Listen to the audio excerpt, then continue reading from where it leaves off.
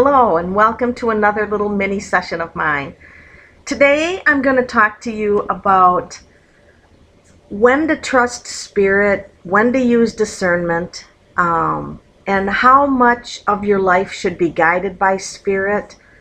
So I want to preface this by saying that not only do I channel and listen to spirit and I'm guided by spirit, but I'm also a certified financial planner, and I've been an income tax preparer for 6 years, and I'm certified by the IRS. So I have a strong financial planning background along with this metaphysical spirit woo-woo stuff. So I'm grounded and I'm into the spirit things. I like this balance. I prefer this balance. So I want to talk to you about when you get messages from spirit and then what do you do with them. So the first thing I want to bring up is Napoleon Hill. Napoleon Hill wrote the book Think and Grow Rich.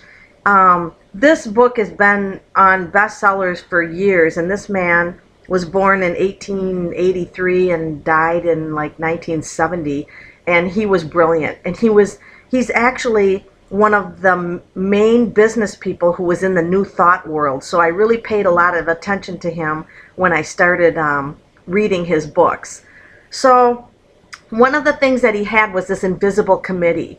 Now, it surprised me who his invisible committee was. I was, so most of us are like guardian angels, Jesus, things like that. No, Napoleon Hill's committee was Ralph Waldo Emerson. Now remember, Napoleon was in the 1800s. He was born, so these were inspirational people.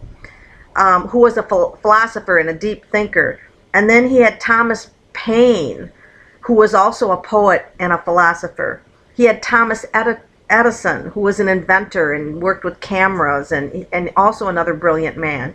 He had Charles Darwin of nature and science. He had President Lincoln. He had Luther Burbank, who did the plants. He developed many fruits and vegetables and strains of grasses, so he was a botanist. He had Napoleon Bonaparte, of all things, who dominated Europe for 2 decades. He had Henry Ford, who did the Ford vehicles, who was very successful, and he had Dale Carnegie.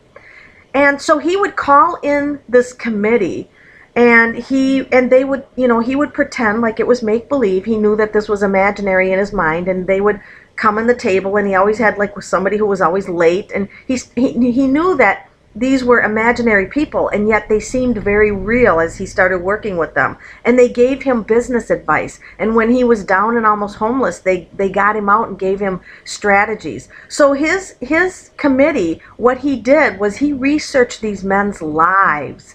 So they were real people who lived physical earth and knew rags to riches story and could help him in his business life.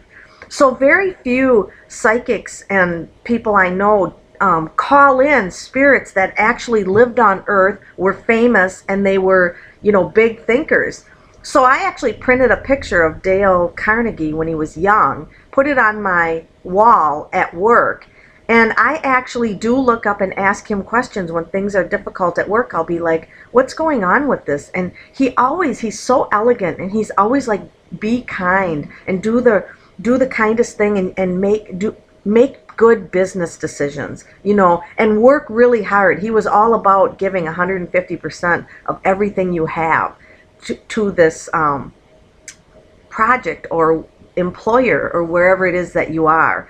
So one of the things that's different between having guides like this who are people who lived on earth and then guides who have never lived on earth, or guides that you haven't really defined, is that they can tell you to do things and they don't make sense.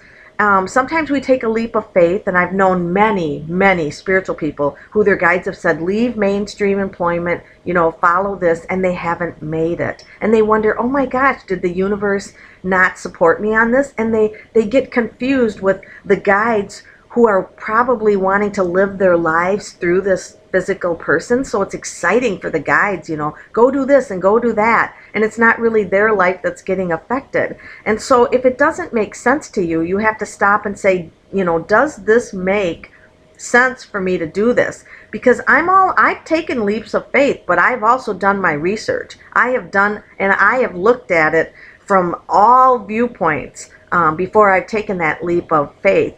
And so this is what the most important thing for you to do is, if your life isn't working and you're relying on spirit and the universe and it's not working and you're not able to support yourself, you're not, let's say year after year you go to psychics and there's this guy just around the corner, and for 20 years, 20 years of your life goes by and you still haven't met this person, that it's time not to rely on spirit for things like that. Then you have to come back down to earth, and you've got to live a physical earth life and do things and get out where people are that you can meet.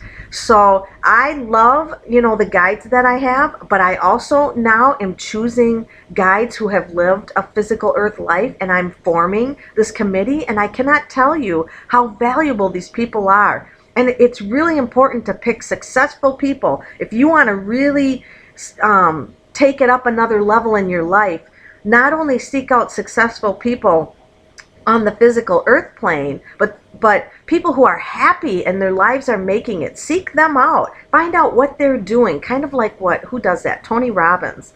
Whoa boy, listen to one of his YouTubes and you just go running out of the house. You don't even know where you're going. You're so happy. He's a very motivational speaker, but he's all about modeling what works. But you can do this in your own life. So when you receive readings for people from psychics and things like that, take that information and still apply discernment, because you don't know who their guides are that are telling you to do these, big things. So that's my little tidbit for today. I have guides that I haven't identified who are fun, and they help me go out and do fun things. But if they ever tell me, like, quit your job and do something else, I stop. I listen to it, and then, I see if that makes sense in my life to do that. So just use discernment, and I just wish you the very best, and maybe form a little committee. Start out with one person and research their life. And like, maybe you want to be a writer. Search out a writer, a really good writer, and have them be a guide for you and see if they can come through. So have a great time with this.